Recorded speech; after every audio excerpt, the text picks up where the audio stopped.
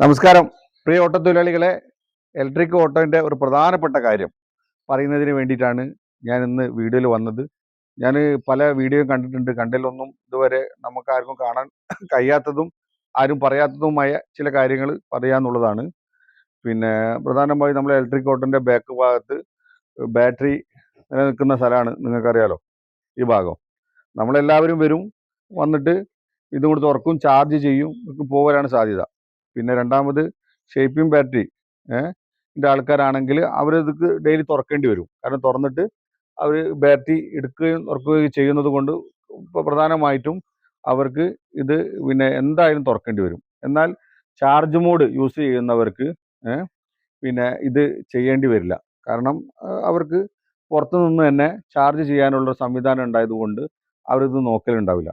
എന്നാലും ഞാൻ ഇന്നിത് തുറക്കുകയാണ്. തുറന്നിട്ട് വളരെ പ്രധാനപ്പെട്ട ചില കാര്യങ്ങൾ ഞാൻ നിങ്ങളുടെ മുന്നിൽ കാണിക്കുകയാണ്. അപ്പോൾ ഇത് നമ്മൾ തുറന്നു. ഇത് ചാർജ് ബോർഡ് ചാർജറാണ്. പിന്നെ ഫിക്സഡ് ബാറ്ററിയാണ്. അപ്പം നമ്മുടെ ഈ ഭാഗങ്ങളൊക്കെ നിങ്ങൾ കാണില്ലേ, ഇതൊക്കെ ഇവിടെ ഒരു ബ്ലാക്ക് കളറായിട്ട് നിങ്ങൾ കാണുന്നുണ്ടാവും. അപ്പോൾ ഇവിടെയൊക്കെ ഞാൻ എന്താ ചെയ്തതെന്ന് പറഞ്ഞു കഴിഞ്ഞാൽ, പിന്നെ നമുക്കിത് എപ്പോഴും തുറക്കേണ്ട കാര്യമില്ലാത്തതാണല്ലോ. അപ്പോൾ ഞാൻ നമുക്ക് പൈസേൻ്റെ ചിലവൊന്നുമില്ല. ഇതുപോലത്തെ ഒരു പാത്രത്തിൽ നമ്മുടെ ലോറി, ബസ് ഒക്കെ പിന്നെ ഉള്ള സ്ഥലങ്ങളിൽ നിന്ന് നമുക്ക് കുറച്ച് ഗ്രീസ്, അവിടെ വേസ്റ്റ് ഗ്രീസ്, നല്ല ഗ്രീസ് ഉണ്ടാവും, ആ ഗ്രീസ് ലേശം ഇതിനകത്ത് പാത്രം എടുത്ത് വന്നിട്ട് നല്ലോണം പുരട്ടിത ഈ ഭാഗങ്ങളിലൊക്കെ, ഈ ജോയിൻ്റ് ഭാഗങ്ങളിൽ, ഈ ഭാഗങ്ങളിലൊക്കെ നന്നായിട്ട് പുരട്ടി കൊടുക്കുക. നന്നായിട്ട് ഞാൻ തേച്ച് പിടിപ്പിച്ചിട്ടുണ്ട് ഇവിടെ കണ്ടില്ല. കാരണം നമുക്ക് ഈ ഭാഗം നമുക്ക് പിന്നെ കാണാത്ത ഭാഗമാണ്. രണ്ടാമത്തത് നമ്മുടെ ഈ വെള്ളമൊക്കെ നമ്മൾ കഴുകുമ്പോഴും പിടിക്കുമ്പോൾ ഒക്കെ വെള്ളം ഇതിൽ ഒലിച്ച് വന്ന് ഈ അടിഭാഗത്ത് ഇവിടെ ഇങ്ങനെ നിൽക്കും. അവിടെ നമുക്ക് തുടക്കലുണ്ടാവില്ല. ഈ ഭാഗങ്ങളിൽ അതുപോലെ ഈ അടിഭാഗങ്ങളിൽ നമുക്ക് പിന്നെ തുണി വെച്ച് തുടയ്ക്കാനോ ഒന്നും സാധിക്കില്ല. അതുകൊണ്ട് ഈ അടിഭാഗത്ത് നമ്മൾ ഗ്രീസ് പറ്റിയിട്ട് കഴിഞ്ഞാൽ അവിടെ ഒരു തരത്തിലും എന്തുണ്ടാവില്ല, പിന്നെ തുരുമ്പ് പിടിക്കില്ല. ഈ ഭാഗങ്ങളിൽ ഒന്നും തുരുമ്പ് പിടിക്കില്ല. പല ആളുകളും ഞാൻ പറഞ്ഞില്ല, ഈ വണ്ടി ഇപ്പം പിന്നെ 2 വർഷവും 8 മാസവുമായ വണ്ടിയാണ്. അപ്പോൾ ഈ വണ്ടിക്ക് ഇതുവരെ എവിടെയും അങ്ങനെ രീതിയിൽ തുരുമ്പ് വന്നിട്ടില്ല. കാരണം എന്താണെന്ന് പറഞ്ഞാൽ ഞാൻ ഇങ്ങനെ ചെയ്യുന്നത് കൊണ്ടാണ്. ഇത് എനിക്ക് കുറേ മുമ്പേ പറയാൻ കഴിഞ്ഞില്ല, സോറി. പക്ഷെ ഇപ്പോഴാണ് എനിക്കിങ്ങനെ തോന്നിയത് ഇത് സംബന്ധിച്ച് പറയണമെന്ന്. അപ്പോൾ അതുകൊണ്ട് പറയാണ്.